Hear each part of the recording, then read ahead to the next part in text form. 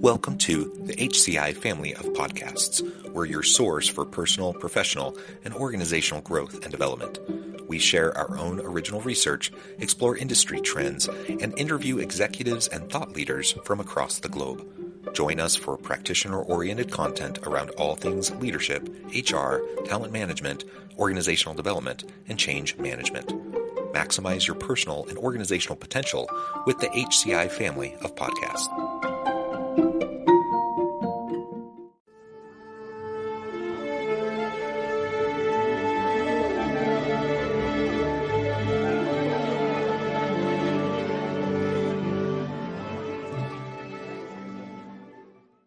Angela Johnson, welcome to the conversation today. Thank you so much for having me. It is a pleasure to be with you. You're joining us from Minneapolis. I'm south of Salt Lake City in Utah. And today we're going to be talking about how we can go about creating and sustaining collaborative leadership teams in our organization. This is something you have a tremendous amount of experience and background in. And so I'm really excited to pick your brain and learn more about this. And as we explore some ideas. As we get started, I wanted to share Angela's bio with everybody. Angela Johnson is a successful entrepreneur, author, educator, and coach who founded Collaborative Leadership Team in 2010. She mentors, trains, and empowers people to use a variety of techniques to achieve their professional goals and objectives. And with over 24 years in helping leaders and teams of people, Angela's client roster includes those in industries like agencies and services, software, hardware, marketing, financial services, insurance, and learning and development, among others. I'm going to pause there, Angela. Anything else you would like to highlight by way of your background or personal context before we dive on in?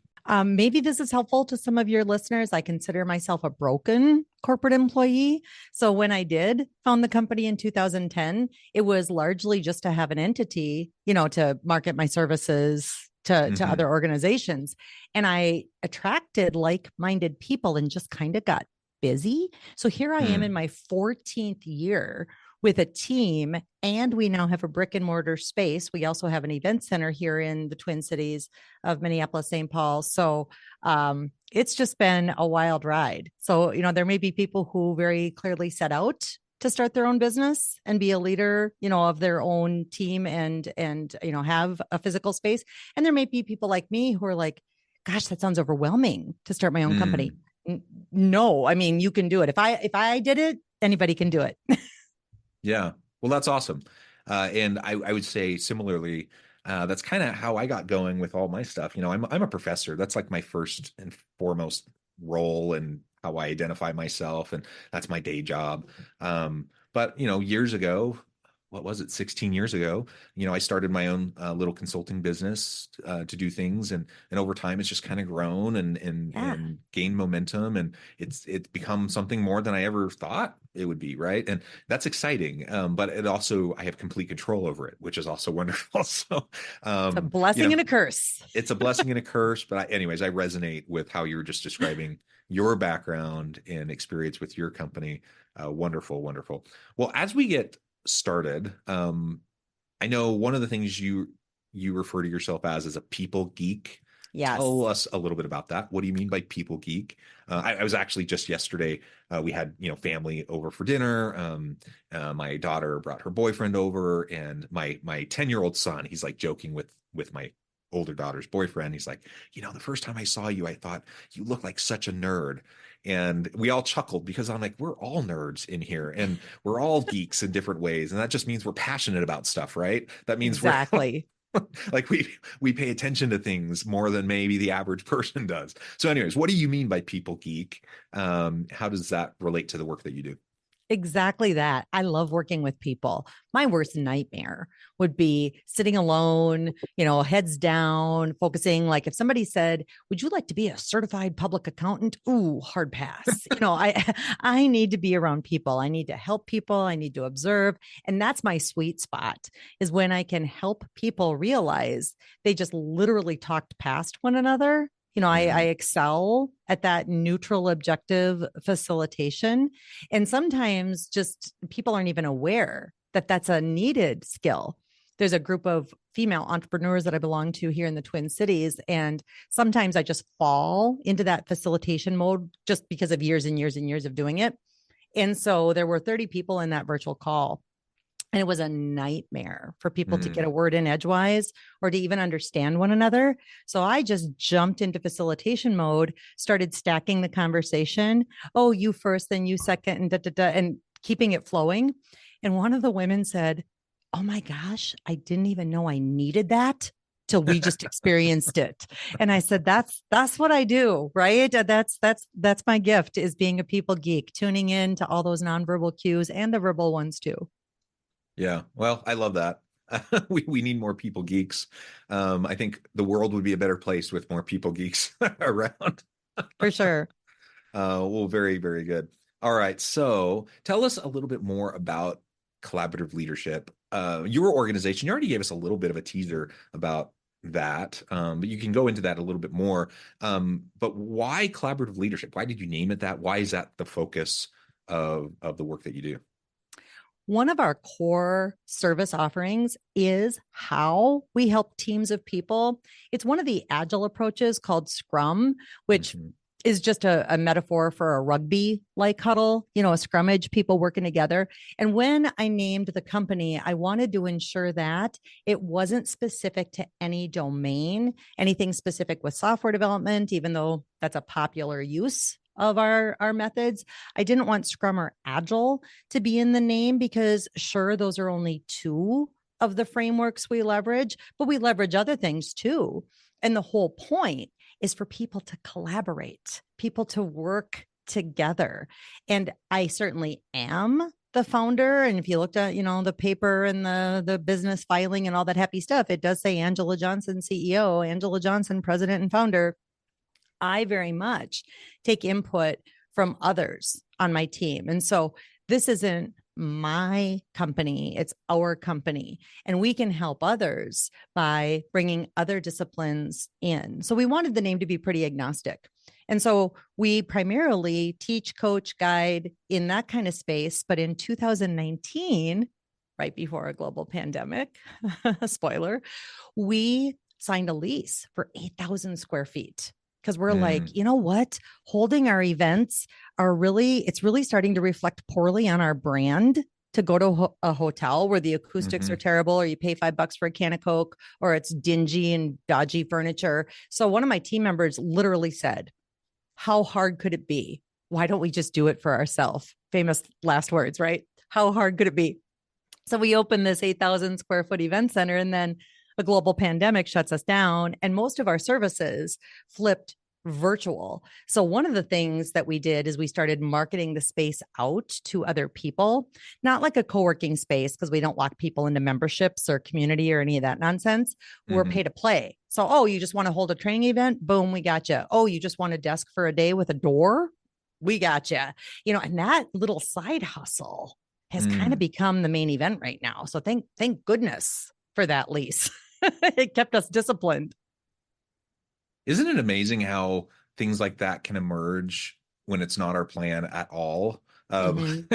And all of a sudden, like a core piece of your business or a core activity, emerges from the mess, of, like, in this case, the global pandemic. I can only imagine how much you were sweating, um, in the early days of the Or pandemic throwing up. when everything shuts down, Right? right?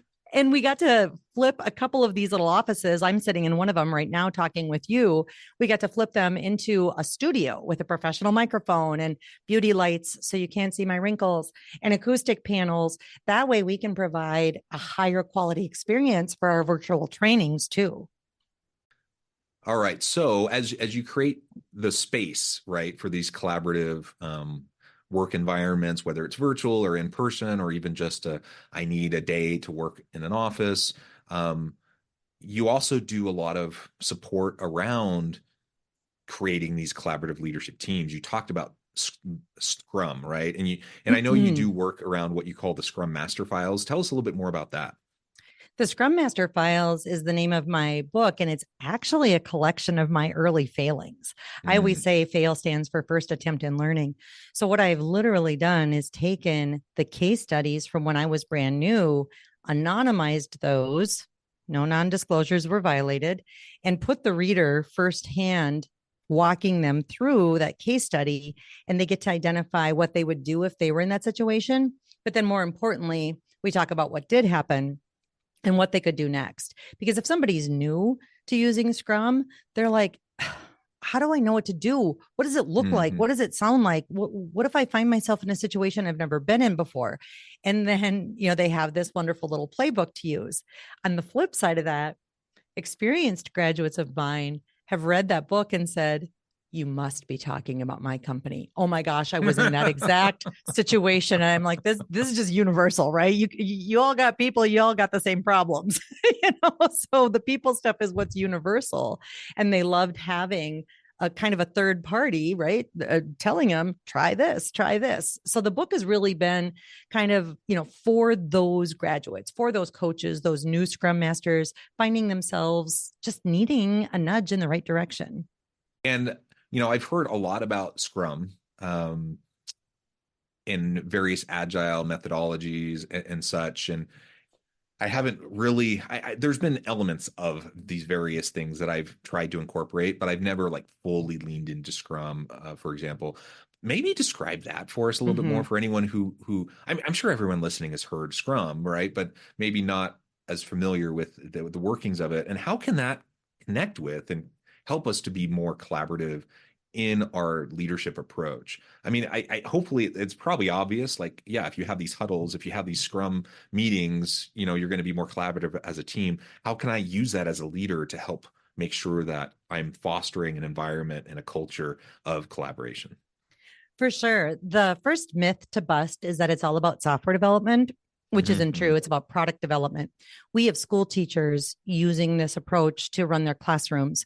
We have graduates flipping houses using Mm-hmm. this approach. Yes, it's popular in software too, but 10 people or less, people working together in this rugby like huddle in this scrum. So the daily scrummage that you touched on, that daily conversation is only one element to make Mm-hmm. everything big and visible.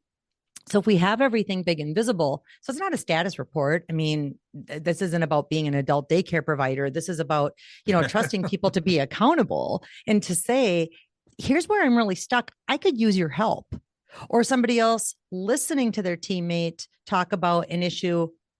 I've solved that problem before. I can totally help you after this. So it's all about that transparency. So another big element of the framework is keeping work visible. That's why the post-it Mm-hmm. notes on the wall pre-pandemic were so popular. Because if work is big and visible up where we can see it, then we can more readily help each other and grab what's next.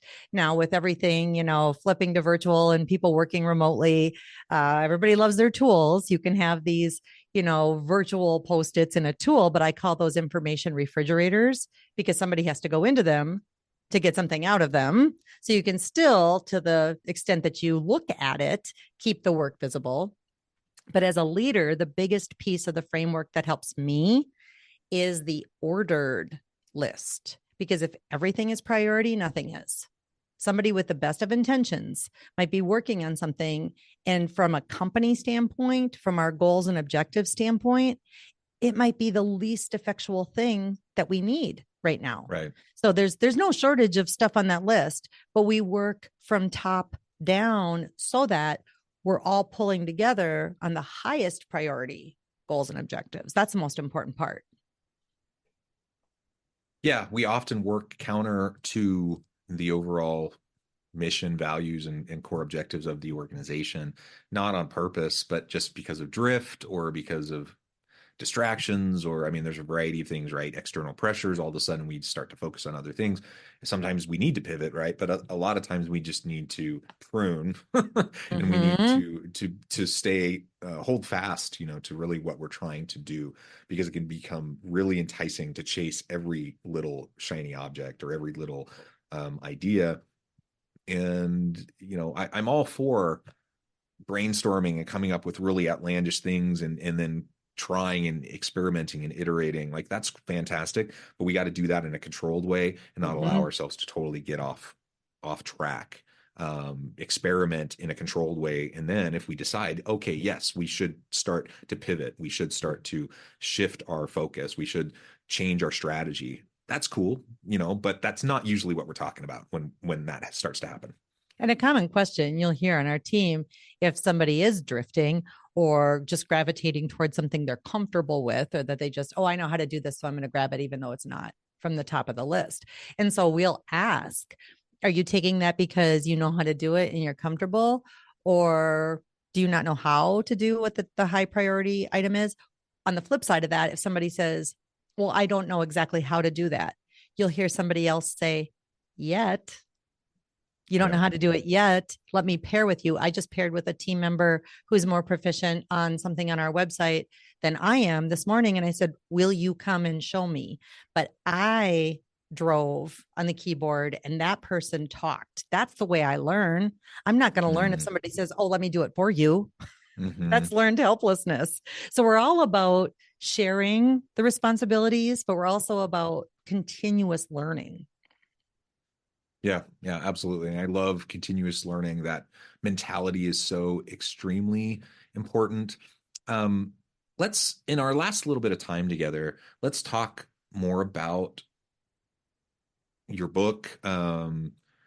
You talked about how some of these, quote unquote failures led to the Scrum Master files and putting together your story in your book. Um, tell us more about like why you decided to do this, how pulling those pieces in became empowering and helpful not just to you but to others. And ultimately, we can end with this question: why is business agility so difficult for so many organizations to achieve? I think we all get it. Like, we all understand we need to be collaborative. We understand that we need to be agile. We're in a complex Mm-hmm. marketplace. I don't think anyone doesn't understand that. Yet we're really pretty bad at it. And most organizations don't do this well, and that's why you have so many of the issues that we see persistent in the marketplace, right? For sure. The book was kind of a three-time failed attempt.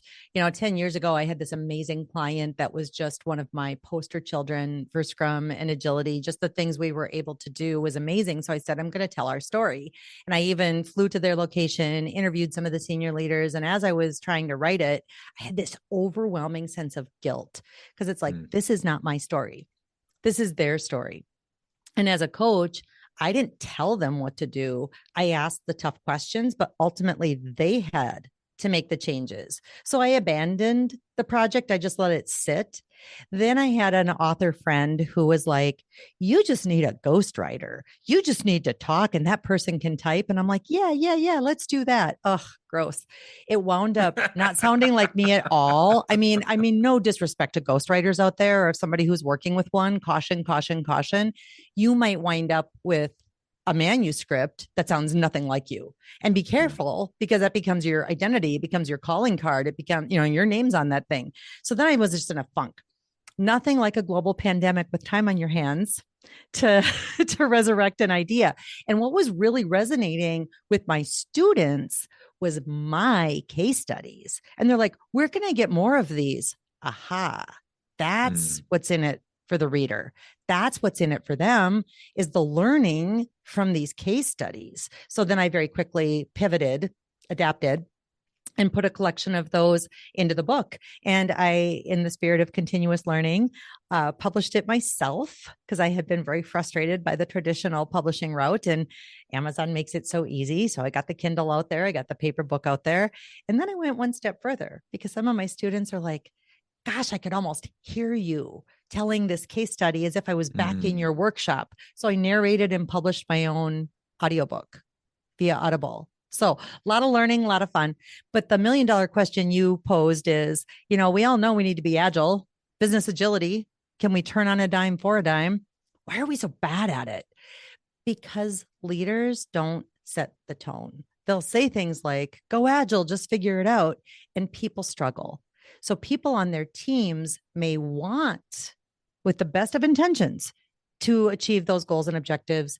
They are confused. So it might look like resistance, but the reality is they don't know where to start. So the leader has to give very clear direction, and we all have to be pulling together. Because if we're pulling in disparate, different directions, Mhm. we're not going to achieve those goals and objectives. And leaders think that they, oh, I sent an email, I told them. Right. The average adult needs to hear things 7 times, 7 ways. Did they get the email? Did they read the email? Did they interpret it? So I'm like, you are the leader. You have got to set that tone and be very clear and deliver that message multiple times, multiple ways, and ask people if they understand your intent to be sure. Otherwise, you don't know. That's one of the frustrations I have. I'm all about communication and transparency. And I don't think most people are nefarious in their lack of No, communication or transparency. no, they I don't have think the worst intentions. No. no, I mean some do. I mean sometimes there is an agenda and whatnot, and knowledge is power, and they try to control it. That does happen. But in my experience, most people think they're being communicative and transparent. And yet nobody knows what's going on, and everyone's frustrated. And then people start, when there's a lack of communication and information, people start to fill in the gaps, and they start to That's what the ego gossip, and they start to does. make stuff up, Mhm. right? And then the leaders are like befuddled. They're like, "Why? I sent that email, or we I we had told an all them, hands meet we had an all hands meeting once 2 years ago, right? and Don't you love and that? yeah, I mean it's just such a common. It's I would say it's almost like a caricature, except it's so common. It's not really a caricature. It's just really what ends up happening. And because most people just aren't paying attention to the consistency that needs to happen. So if you want to be collaborative, if you want to be agile, you have to communicate. You have to over communicate. Overly As you communicate. were describing earlier with these Scrum meetings, like it has to be present. Like people just have to know what's going on. And if people don't Hmm. know what's going on, of course it's going to be harder to work together towards mutual aims and objectives. People are going to start to do what they're comfortable with, what they're good at, maybe at the expense of what is necessary, and all of these other things start to fall. The important things fall by the wayside, and all of a sudden we have these types of problems that are so common within organizations. Well, Angela, I note the time. I need to let you go here in just a minute. Before we wrap things up for today, I wanted to give you a chance to share with the audience how they can connect with you, find out more about your work, your team, where they can find your book, and then give us the final word on the topic for today. Okay. We were joking at the beginning of this conversation about my wildly generic name. LinkedIn is where I hang out. But if you put in Angela Johnson Scrum, I will pop right up to the top of your list. 32,000 Angela Johnsons, but Angela Johnson Scrum, LinkedIn, direct message me. Let's start a conversation.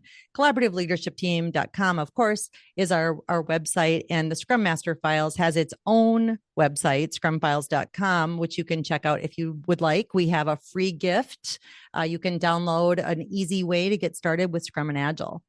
To wrap up the topic, I would say to the leaders listening, about the time you're driving yourself nuts with the number of times you think you've communicated the message, that's just when it starts sinking in. So you're going to need to demonstrate an awful lot of patience. You will have to patiently, passionately persist.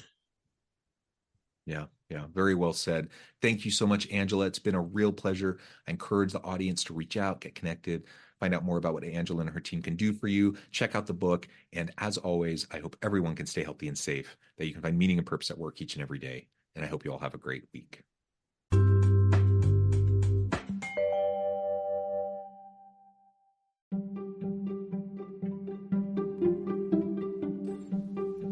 Thanks for joining us for this episode of the podcast. We hope you stay healthy and safe, and please join us again soon.